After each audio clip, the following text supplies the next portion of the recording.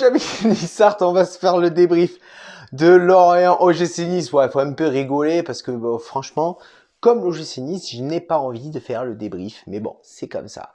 Avant toute chose, je t'invite quand même tout de même à aller voir le reportage qu'a fait LOL Piquios sur YouTube. Sa chaîne sera en description et sa vidéo sera en description. Un reportage sur l'OGC Nice où il pose 3 questions par rapport à l'avenir, par rapport à ce qu'on pense de l'OGC Nice avec des très grandes figures qui représentent un petit peu l'OGC Nice.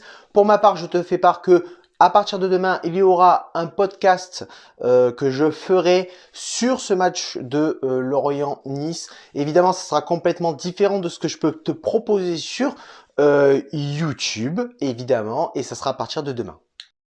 Et bien sûr, on n'oublie pas le partenariat avec Alura Shop où tu bénéficies de 10% avec mon code promo TonySadi sur tout le site Alura Shop, voilà, où tu peux te procurer de super t-shirts, de super sweats, de super casquettes, de super masques. Voilà, n'hésite pas à commander, ils sont là, ils sont au taquet et ils t'attendent sur le site internet avec mon code promo.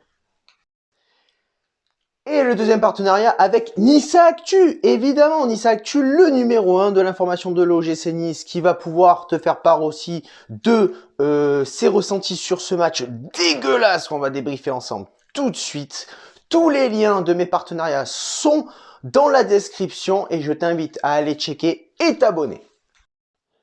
Les pronos gagnants, évidemment. Les pronos gagnants, il y en a 4. Romain Audou, Will Montez, Le Yop et Johan ZMP qui ont tous les 4 pronostiqué le 1 partout. Et maintenant, place au débrief. Et c'est quoi cette prestation dégueulasse? Déjà, dès les 15 premières minutes du match, on se fait bouffer. On fait 0 pressing sur le porteur du ballon. On se permet même, au-delà de ça, de sauter le milieu de terrain pour pouvoir construire une action qui va nous porter vraiment, réellement vers l'avant. Cette tactique, on l'a déjà fait plusieurs fois. On a vu nos limites, sauter le milieu de terrain, même si la qualité de notre milieu de terrain n'est pas énorme. Tu as bien compris que cette tactique-là, ce n'est plus possible.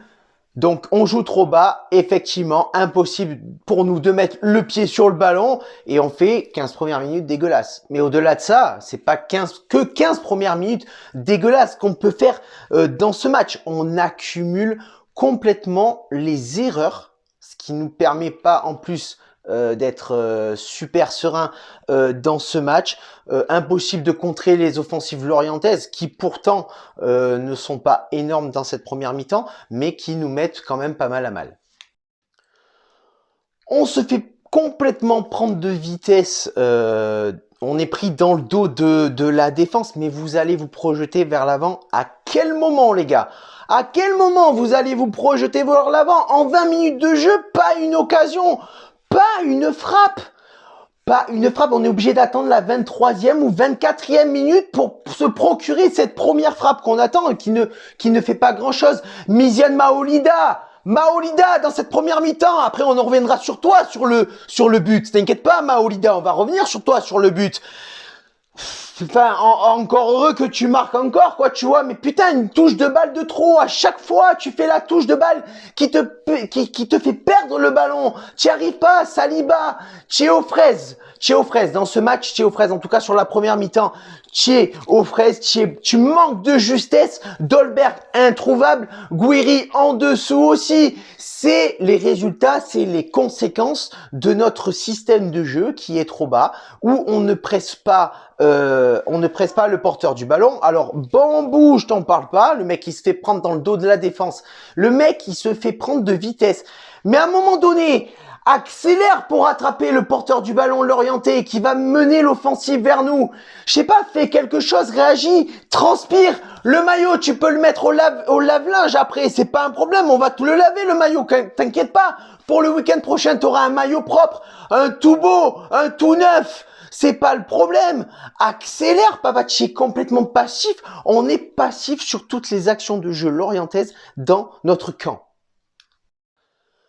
Bref, je vais m'arrêter là pour le débrief de cette première mi-temps parce que le problème qu'il y a, c'est qu'on se met en difficulté tout seul parce que avec nos relances qui partent de derrière, on n'arrive pas à aligner. On se fait des passes entre nous, on est à 1,50 m les uns des autres, les gars. À un moment donné, écartez le bloc. Écartez le bloc pour pouvoir trouver les espaces nécessaires pour pouvoir faire une offensive. Parce que là, à un moment donné, Lorient, je suis désolé, avec tout le respect que je leur dois, Lorient, ils font pas un football champagne ce soir, enfin cet après-midi, ils font pas un football champagne. C'est pas exceptionnel, mais par contre, ils ont envie. On compte les nombres de touches de balles qu'on a dans cette première mi-temps dans le camp Lorientais. Est-ce qu'on les note, ces touches de balles qu'on a dans le camp Lorientais, les gars? On n'est pas capable de se projeter vers l'avant. On est obligé d'attendre la 40e minute pour avoir la première frappe cadrée de ce match par Pierre Lesmelou. Les gars, la première frappe cadrée, 40e minute. On joue pas contre le PSG, on joue contre Lorient. Je dis pas que c'est une mauvaise équipe. Je dis juste que quand même, on est quand même censé être au-dessus de cette équipe. Le problème, c'est que avec cette équipe de l'OGC Nice actuellement, on n'est pas capable d'avoir une équipe référence où on peut se dire qu'on est capable d'être à hauteur, à niveau supérieur, inférieur. Toutes les équipes sont supérieures à notre niveau actuellement. Même Dijon. Bref, pour commencer la deuxième mi-temps, j'ai dû me calmer. Donc, j'ai loupé les 6-7 premières minutes de la deuxième mi-temps. Ouais, je sais, c'est pas bien. C'est pas bien, mais c'est pas grave. Tu vois, c'est pas bien et c'est pas grave. Hein, bon, voilà, j'ai loupé. Et les commentateurs de Canal+, hein, qui sont fantastiques, ont quand même sorti que Nice avait engagé le match d'une manière différente que la première mi-temps. C'est bizarre parce que moi, quand je suis arrivé, j'ai pas vu grand-chose. Enfin, je veux dire, j'ai pas vu l'OGC Nice transcender non plus par le discours certain de Adrian Urcea. Enfin, ma foi, moi, j'arrive, je vois rien. Et là, surgit de nulle part, hein, surgit de nulle part, à la 58e minute, interception niçoise.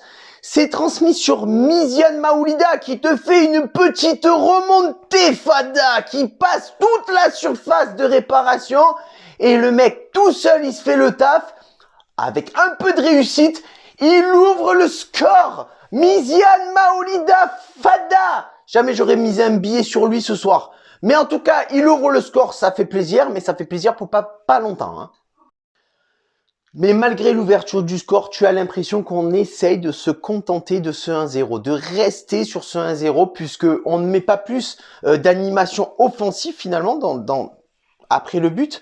Hein. On ne met pas plus d'animation offensive, on se retranche un petit peu dans notre camp. Et à la 66e minute, chevauché de 60 mètres de Lorientais, non, c'est pas d'un Lorientais, c'est de Lorientais. Oui, le joueur, il s'appelle Lorientais. Il joue à Lorient, il s'appelle Lorientais, il fait une remontée de 60 mètres, le mec.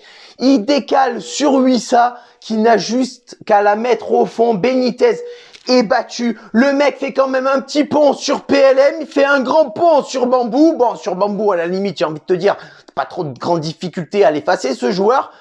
Mais quelle passivité, on se fait complètement ridiculiser sur cette action. Les gars, petit pont sur PLM, grand pont sur Bambou. Le mec, il a sorti football champagne. Hein, il manquait plus qu'il fasse le petit coup du sombrero, petite roulette à la Zinedine Zidane. Et c'était bon, c'était l'action de cette journée de Ligue 1.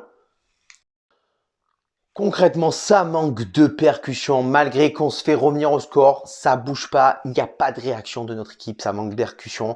Il y a très peu de mouvement. On recule beaucoup trop. Zéro pressing, ce qui fait que c'est dur de peser sur la défense quand tu n'as pas de pressing.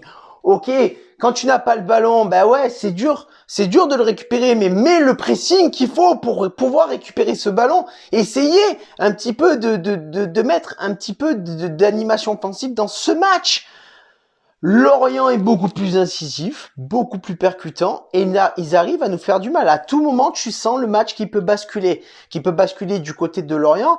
Alors, de temps en temps, on a des petits regains d'orgueil, mais ça dure pas plus d'une minute. Hein, on n'y arrive pas. 76e minute, le premier changement d'Adrian Urcea. Enfin, putain, papa, bon, on en parlera dans le podcast de demain, hein, l'analyse tactique de Adrian Urcea. Mais putain, 76e minute, tu fais sortir Guiri pour faire entrer Thuram. Alors, ACM va prendre le côté gauche de Amine Gouiri pour laisser sa place au milieu de terrain pour Khéphren Thuram. Puis après, bon, tu connais la suite. On n'arrivera pas plus à se trouver d'occasion, on n'arrivera pas plus à débloquer une situation offensive concrète qui nous permettrait de revenir au score. Le pressing l'orienté est beaucoup trop haut. Dans la fin de match, à partir de la 80e minute, la physionomie de la première mi-temps refait surface. Lorient domine le jeu, Lorient a la possession de balle et Lorient met toute son envie pour pouvoir essayer de prendre les 3 points à domicile. Au final, un partout, on prend un point. C'est dégueulasse, le match dégueulasse.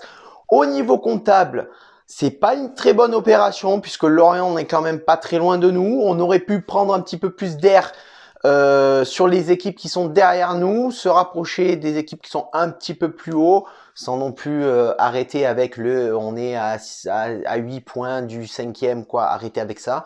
On ne sera jamais 5e ni 6e du classement à la fin de la saison. Voilà, c'est un match dégueulasse. C'est encore un dimanche de merde que je vais passer et voilà, il va falloir encore attendre contre Marseille vendredi pour pouvoir passer une bonne semaine si on gagne. Voilà, sur ce, amis Blizzard, c'est la fin de ce débrief. N'oublie pas de commenter, de mettre un petit pouce bleu, hein, de t'abonner si c'est pas fait. Sur les réseaux sociaux aussi, Instagram, Twitter, Facebook. Tous les liens seront dans la description, les partenariats aussi, la vidéo de LOL Pickers sur le magnifique reportage qu'il a pu faire sur le OGC Nice, sur ce ciao viva, la baillette. Et ma foi, toujours, Issa Nissa.